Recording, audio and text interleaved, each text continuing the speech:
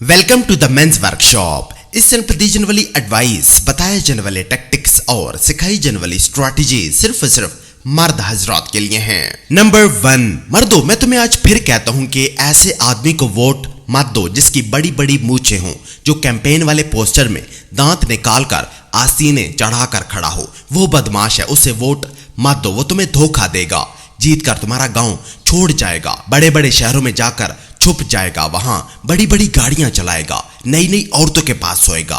मर्दों, ऐसे किसी भी शख्स को वोट मत दो, तुम धोखा खाओगे। नंबर 2, मर्दों, आजकल के ज्यादातर क्रिश्चियन मर्द चर्च सिर्फ एक समाजी और सकाफती फर्ज अदा करने के लिए जाते हैं। वो वहां सिर्फ चंदा देने के लिए रह गए हैं। अगर तुम इनसे पूछो कि आज पादरी ने वाज में जो बयान दिया है उसका खुलासा बताओ, तो वो हिचकिचाहट में कुछ उलझुल बोलने लगते हैं। क्यों? क्योंकि चर्च के माहौल में और पादरी के दिए बयान में इनके लिए कुछ भी नहीं होता। आज के दौर के गिरजाघरों में सिर्फ और सिर्फ औरत का राज है, मर्द के लिए वहां कोई भी जगह नहीं है।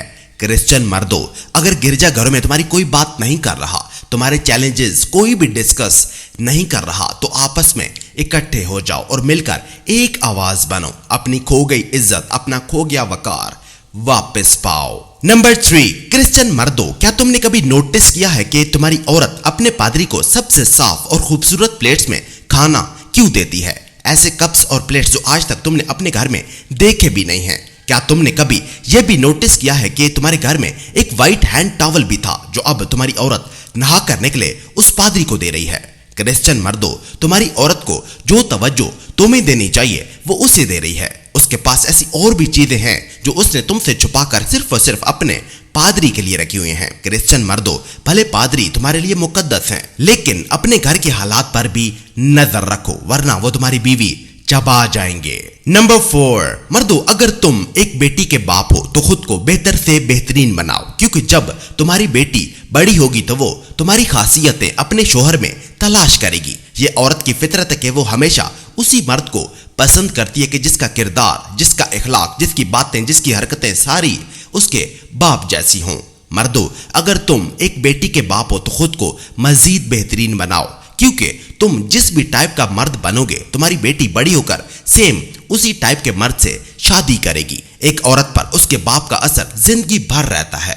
मर्दों, जैसा तुम अपना दामाद देखना चाहते हो, खुद को वैसा ही इंसान बना लो। देखना तुम्हारी बेटी बड़ी होकर सेम वैसा ही इंसान चूज करेगी। नंबर 5, मर्दों, जब तुम अपनी बीवी के साथ शॉपिंग पर जाओ तो पैसे अपने हाथ में रखो, डेबिट कार्ड भी उससे ले लो और शॉपिंग अपने बजट में रहते हुए करो, क्योंकि अगर तुम ऐसा नहीं करोगे तो तुम्हारी बीवी बहुत सी बेकार चीजें खरीद कर ले आएगी जो तुमने कभी सपने में भी नहीं सोची होंगी। वो तुम्हें बिल्कुल कंगला करके घर ले आएगी। मर्दों, खवातीन सिर्फ अपने इमोशंस को रिलीफ देने के लिए शॉपिंग करती हैं, बाद में इन्हें अपनी ही ली हुई चीजों पर पछतावा होता है। कहती हैं कि मैंने ये चीज क्यों खरीदी, मुझे ये चीज अच्छी नहीं लगी। ये सिर्फ इसलिए होता है कि वो बिना सोचे समझे चीजें खरीद लेती हैं। मर्दों, शॉपिंग के दौरान पैसों पर सांप बनकर बैठ जाओ, तुम फायदे में रहोगे।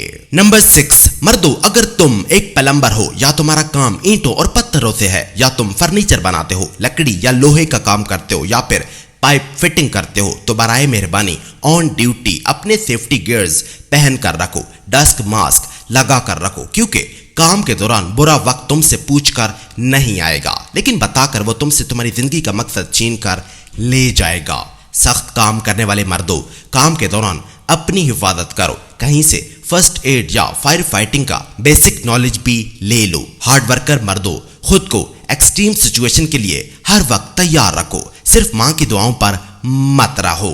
नंबर 7, मर्दों, अगर डिवोर्स के बाद तुम्हारी साबका बीवी तुमसे तुम्हारा बच्चा छीन कर ले गई है तो उसकी फिक्र मत करो, वो फ्यूचर में तुम्हें ढूंढ लेगा। इस दुनिया में कई ऐसे लोग मौजूद हैं जो अपने बाप से मिलना चाहते हैं, तुम्हारा बच्चा भी तुम्हें तलाश कर लेगा, उसकी फिक्र मत करो। और अगर उसकी मां उसके लिए तुमसे महाना पैसे मांगती है तो इनकार मत करो, लड़ाई मत करो, तुम हार जाओगे। ये सोसाइटी, ये सिस्टम, ये लोग हमेशा औरतों के हक में बोलते हैं। लड़ाई करने के बजाय अपने माली हालात बेहतर बनाओ। नंबर 8, मर्दों, अगर तुम किसी अच्छे रिश्ते की तलाश में हो, अगर तुम किसी अच्छी नौकरी की तलाश में हो, या किसी भी अच्छी अपॉर्चुनिटी की तलाश में हो, तो कमेंट सेक्शन में अपनी क्वालिफिकेशन, अपना एक्सपीरियंस और अपनी CV शेयर कर दो।